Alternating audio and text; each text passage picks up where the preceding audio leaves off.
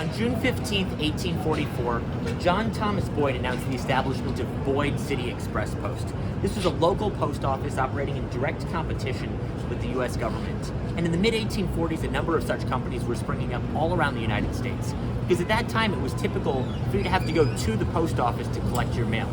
You wouldn't have mail delivered to your home for another 20 or so years, so local private companies would pop up to provide this service to people, as well as local companies that would deliver mail between cities who were really competing with the U.S. government at this time. But John Boyd decided he was going to focus on Manhattan. We are standing here at 45 William Street in the heart of downtown, right near City Hall, near where the main post office would have been at the time. And this is where he set up shop. It was a 3-story building at the time. Boyd was located on the ground floor, and from here he began to build his empire of messengers throughout New York City. His business model was a simple one. For 2 cents, you could drop a letter off in a collection box and have it delivered anywhere within New York City, provided that was south of 26th Street. Everything north of 26th Street was essentially a wasteland at the time.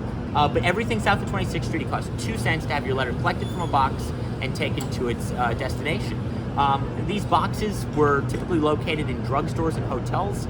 When he opened the company in 1844, there were about 200 of them. By 1849, there were over 1,300. And by 1851, there were actually over 2,000 collection boxes spread throughout Lower Manhattan. Originally, there were 2 deliveries per day, 9 a.m. and 3 p.m., but the service was so successful that within a couple of months, he increased that to 4 deliveries per day. So you could get your mail wherever you wanted it to go, whenever you wanted it to get there. Which is something the U.S. government was just not doing at the time. They had their own carrier department that was trying to provide this service, but Boyd was so successful and so efficient and affordable and built up such a strong base of clients that he was able to outcompete the government in many ways. Now, John Boyd was also something of an innovator, doing things years, if not decades, before the U.S. Post Office would do them. For example, one I think is fascinating, most of his stamps were printed in black ink on green paper. You see an early Boyd stamp, it's almost always black and green. But he realized this didn't fit every social situation. So early on, he started producing stamps in gold ink on white paper that could be used on wedding invitations, Valentine's, other social invitations, mail that maybe wasn't business related and needed a stamp that looked a little bit nicer. These gold stamps are absolutely beautiful.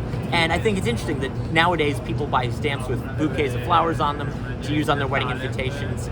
John Boyd was doing that decades and decades and decades before the post office copped on. The other thing that I think is really interesting, at this time stamps were issued in imperforate sheets. You actually had to use a pair of scissors to cut the stamps out, which if you're in a post office, that's fine. But if if you don't have scissors handy, how are you going to get the stamp out of the sheet? John Boyd started die cutting the stamps into small ovals, and he would sell them in little boxes by the 100 so that you always had a stamp at the ready. You didn't have to worry about carrying scissors with you whenever you needed a postage stamp on the fly. And this was hugely successful. It was about 8 years before the U.S. government started perforating their own stamps for ease of use.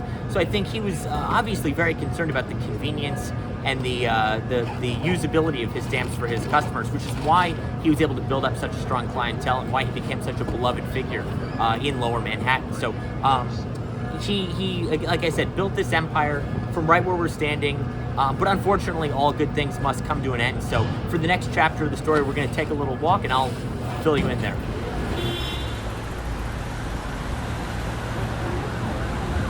So all good things must come to an end. And unfortunately, in 1859, John Thomas Boyd died at the age of 62 after 15 years at the helm of his company. His son, John T. Boyd Jr., was 17 years old at the time. He tried to keep the company going, but due to government pressure, he had to reduce rates from 2 cents to 1 cent, got into some financial trouble, and just couldn't keep it afloat. But that's not the end of the story. In December of 1860, the company was reopened under the ownership of a couple of Irish immigrants named William and Mary Blackham. They had just come to America the year before. They inherited Boyd's empire, and they tried to kickstart things again and get it off the ground again, but the world was changing at this time. The government was providing more door-to-door mail service. The onset of the Civil War caused all sorts of civil and societal unrest, and they were unable to keep things afloat by relying on personal mail. So they changed the business model to rely more on businesses. They were working with banks, they were working with manufacturers to carry mail for them, as well as providing mailing lists for people, the way that Yellow Pages would come into effect decades later. Boyd's was actually providing mailing lists to companies so they could get their circulars and their price lists out to the right people. So William and Mary Blackham moved the company from the William Street office to where I'm standing, I think right about here, to 39 Fulton Street, which is obviously no longer the original building, but I'm in the vicinity at least. And they ran the company out of this location for a number of years. They later moved next door to 41 Fulton Street, which would either be that way or this way. Again, I'm totally thrown off. Obviously, New York City has changed considerably since the mid-1860s, but this was the second location of Boyd's, again, where the Blackhams ran it from the time they reopened it in 1860 up until 1873, when they would move it once again.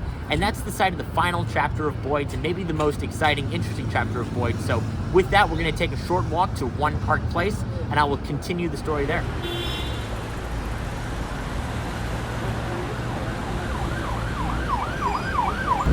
All right, here we are, the final chapter of the Boyd story. As I said, the Blackhams moved the company from Fulton Street to One Park Place right around the end of 1873. Their business model had been changing rapidly at that point, and by the time they arrived here, Boyd's was almost unrecognizable from the company that John T. Boyd had founded almost 30 years prior.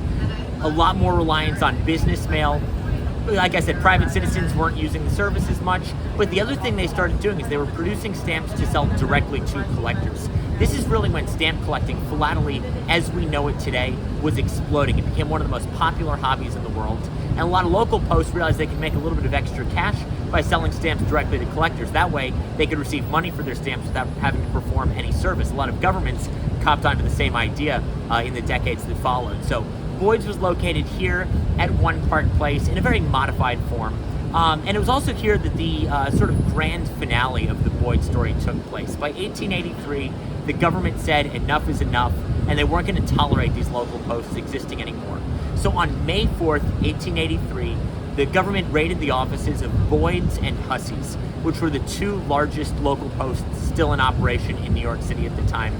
They stormed the building, they arrested 14 letter carriers, seized 25,000 pieces of mail, and although Boyd's limped along a little bit longer, that infamous raid marks the end of Boyd's Dispatch Post as we know it. But the story doesn't stop there, because we are so fortunate to have so many wonderful pieces of postal history, the stamps the company produced, the letters that they carried, that are still with us today and that are still telling us stories all these decades later. We're also fortunate that there's people like John Bowman out there who has spent his life studying these letters and these stamps. He's written countless articles. He has become one of the world-renowned experts on Boyd City Express Post, and we're so proud to be able to transmit that knowledge that he's been able to accumulate onto the next generation of buyers. That's where we come in. We like to be the storytellers. We like to give the history behind what we sell, because these are so much more than just little pieces of paper. These are a part of our collective American history, and I don't think there's any better embodiment of that than Boyd City Express Post. This was a man who fought the government to provide people with an essential service that they needed. He did it better than anybody else in the city, arguably, and that story is one that's really important for us to tell today. So I want to thank John Bowman. I want to thank John Boyd for providing us with this wonderful tale of American entrepreneurship. It's why I love my job so much. It's what we at H.R. Harmer love doing, is telling these stories to people, and it's giving me goosebumps standing at the site of that infamous raid in 1883. We hope you'll be able to join us on October 26th for the sale of the John Bowman collection of Boyd City Express Post, and I'm really looking forward to the next set of stories that I'm able to share with our customers.